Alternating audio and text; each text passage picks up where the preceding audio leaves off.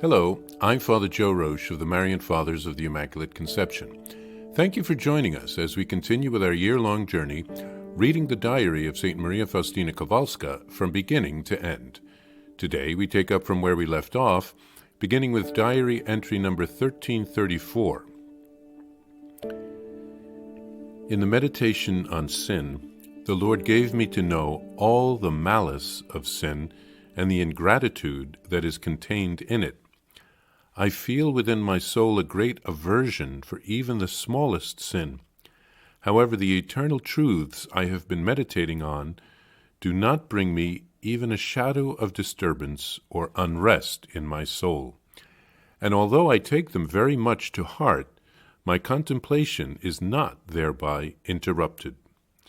In this contemplation, it is not transports of the heart that I experience, but a depth of peace and a wonderful silence. Although my love is great, I experience an extraordinary equilibrium.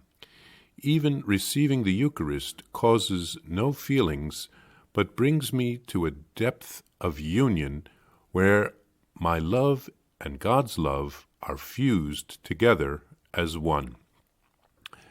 Jesus has made known to me that I should pray for the sisters who are making the retreat. During prayer, I learned of the struggle that some are undergoing, and I redoubled my prayers. In this profound silence, I am better able to judge the condition of my soul. My soul is like clear water in which I can see everything, both my misery and the vastness of God's graces, and owing to this true knowledge of itself, my spirit is strengthened in deep humility. I expose my heart to the action of your grace, like a crystal exposed to the rays of the sun. May your image be reflected in it, O my God, to the extent that it is possible to be reflected in the heart of a creature. Let your divinity radiate through me, O you who dwell in my soul. As I was praying before the Blessed Sacrament and greeting the 5 wounds of Jesus, at each salutation I felt a torrent of graces gushing into my soul, giving me a foretaste of heaven and absolute confidence in God's mercy. As I write these words, I hear the cry of Satan, "She's writing everything, she's writing everything. And because of this, we are losing so much. Do not write about the goodness of God. He is just." And howling with fury, he vanished. O merciful God, you do not despise us, but lavish your graces on us continuously. You make us fit to enter your kingdom, and in your goodness you grant that human beings may fill the places vacated by the ungrateful angels. O God of great mercy, who turned your sacred gaze away from the rebellious angels and turned it upon contrite man, praise and glory be to your unfathomable mercy, O God, who do not despise the lowly heart. My Jesus, despite these graces which you send upon me, I feel that my nature, ennobled though it be, is not completely stilled, and so I keep a constant watch. I must struggle with many faults, knowing well that it is not the struggle which debases one, but cowardice and failure. When one's health is poor, there is much one has to bear. For when one is ill, but not in bed, one is not considered to be ill. For many reasons, therefore, there are constant occasions for sacrifices, and sometimes big ones. I understand now that only in eternity will many things be revealed. But I also understand that if God demands a sacrifice, he does not withhold his grace, but gives it to the soul in abundance. My Jesus, let my sacrifice burn before your throne in all silence, but with the full force of love, as I beg you to have mercy on souls.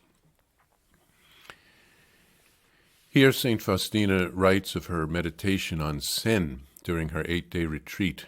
There are two things in sin that we probably don't normally think about: malice and ingratitude.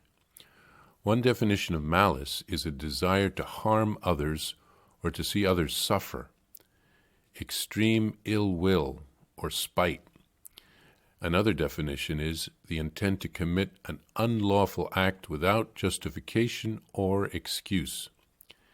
Sometimes we sin because we want to have fun, we seek enjoyment, and we probably forget the harm that it causes to others and how much it hurts God.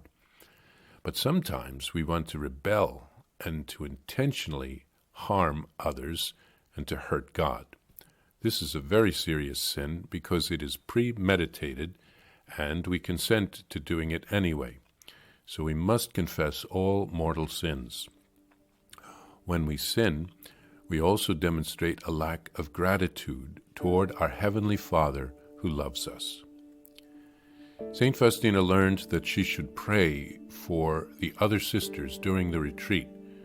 Perhaps Jesus was calling them to a deeper conversion and they were resisting, so there was an interior struggle. St. Faustina was able to see the state of her soul more clearly because of the profound silence observed during the retreat. It's like being on a lake when the waters are not stirred up. You can see straight down to the bottom of the lake. The evil one lamented St. Faustina's writing down so much about God's goodness. He wants us all to think that God is only out to get us and to judge us harshly. His mercy instead is his greatest attribute. St. Faustina prays and asks God to pour out his mercy on us. St. Faustina knows that she can't take anything for granted despite all the graces that she is receiving. She still has to keep constant vigil so as to not fall into any type of sin. She writes about having poor health. When one is not in bed with a sickness, others judge that she must be all better now. She's not ill. So they expect her to do a lot, even if she's lacking in strength. So St. Faustina offers up her suffering for the conversion of souls.